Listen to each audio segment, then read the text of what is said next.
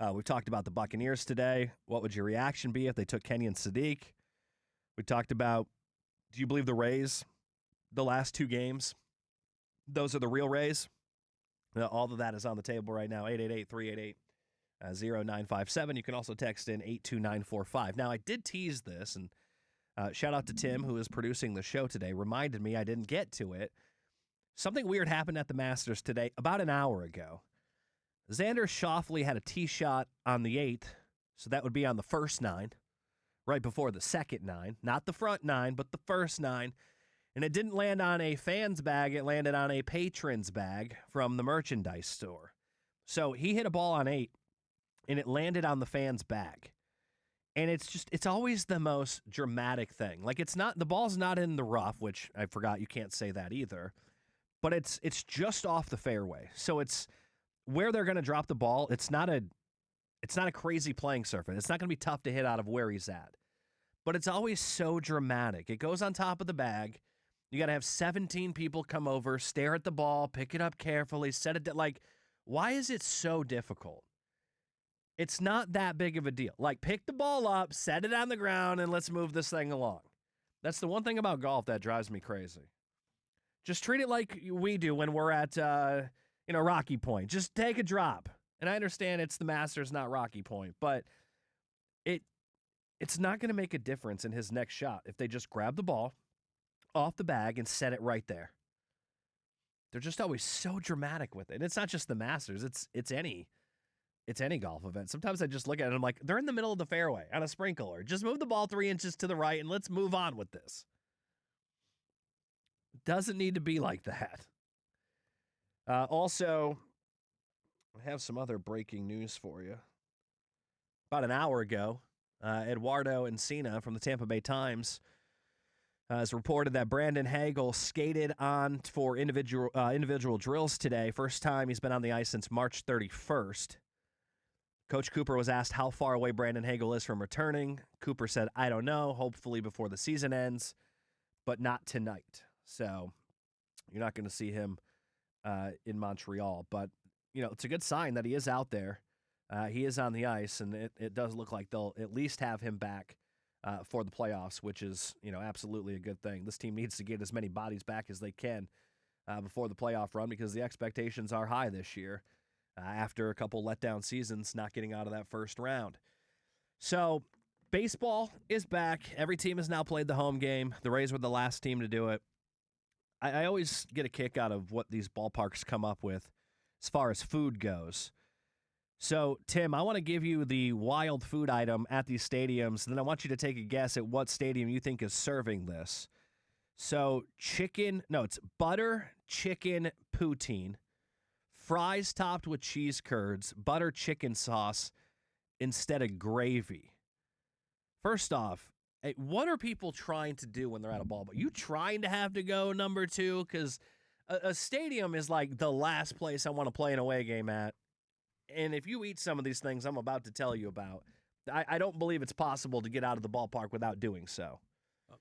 If you're going to play an away game, at least do it when the stadium is brand new, like the Trop. I was thinking about that. I'm like, today's the one day. If you get there early enough, it's safe. That's right. But if you get there after the first inning, probably wasn't going to be safe over at the Trop. Who do you think is selling butter chicken poutine? All right, so if it's poutine-based, that means it's got to be somewhere up north. I don't know, what, Minnesota? Close. Go north of the border, the Toronto Blue Jays. You were on the right path. Mm-hmm. Anytime I've ever had poutine, it was always in Canada. Always. Even Burger King in Canada used to have poutine when I was a kid.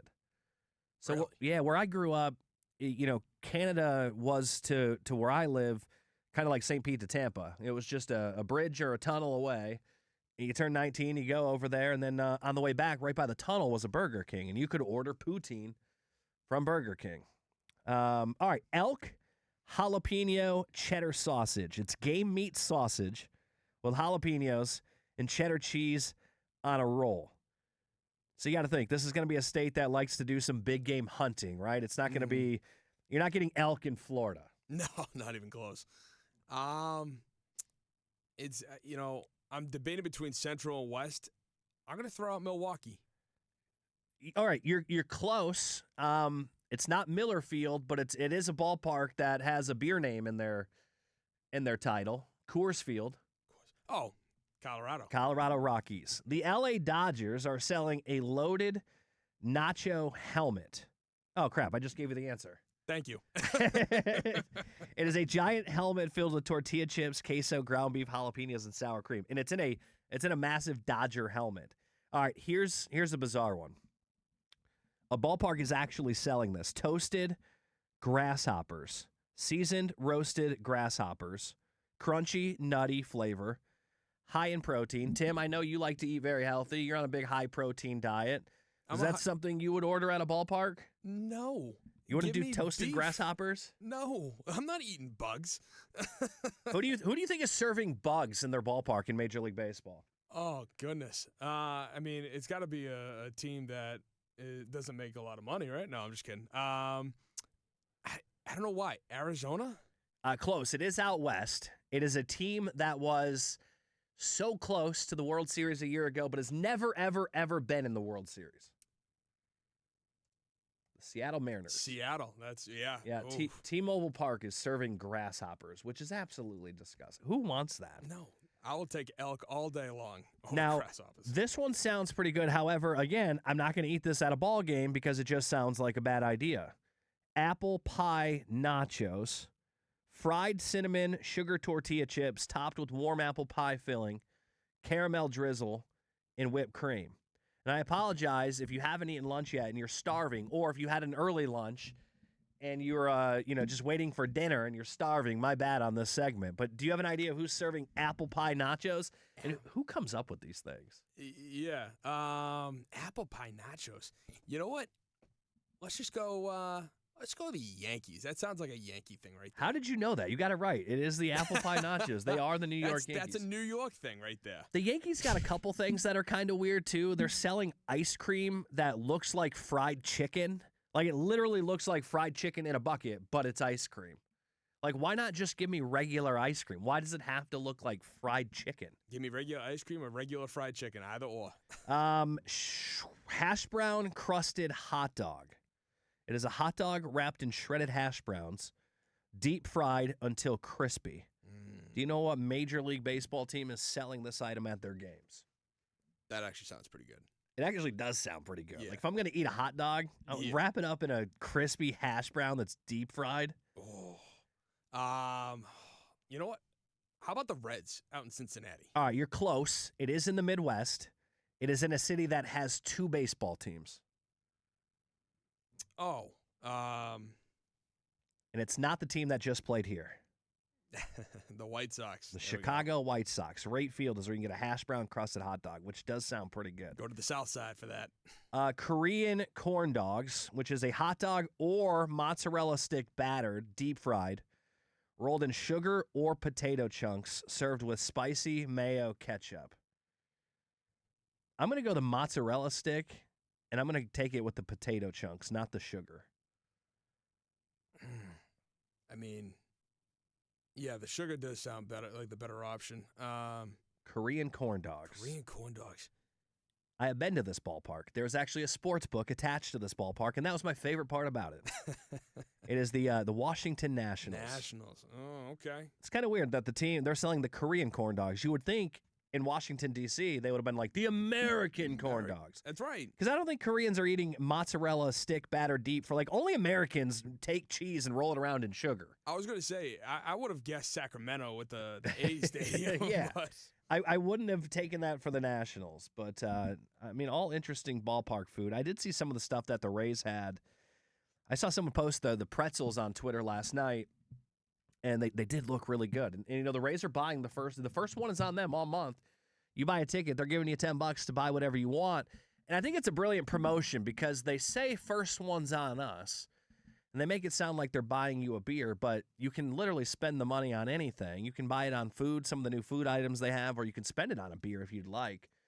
But I think it is a really good promotion that they're doing. So make sure you get out to the ballpark. This weekend, the Yankees come. Those damn Yankees are coming to town. Look, it's going to be heavily Yankees. And I've seen a lot of people upset about the fact that it was Chicago and the Yankees back-to-back. That's not a bad thing. Let's get off to a good start with the attendance.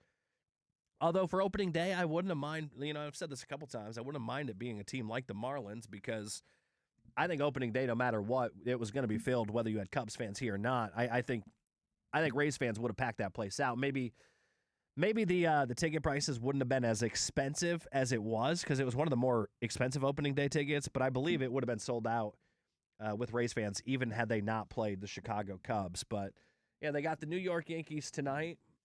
A little bit of a tough schedule here, playing Milwaukee early. The Cubs expected to be pretty good, and the Yankees. And then you get to go to Chicago for 3 in a row. But the thing with Chicago is we don't know what the temperature is going to be. Then you got the Pirates. Again, that's in Pittsburgh. We don't know what the temperature is going to be. Could be still cold there. And then they get Cincinnati, who's been playing pretty good. Minnesota once again, and then Cleveland. Back up north they go. Which, the Cleveland series is at the end of the month, could still be cold. I got a golf trip up north right around that time, and I'm dreading that it might still be cold. It just never gets warm there until like June. You're not safe until June. But that is the schedule the rest of the way for the month of April for your Tampa Bay Rays. They got to get back on track.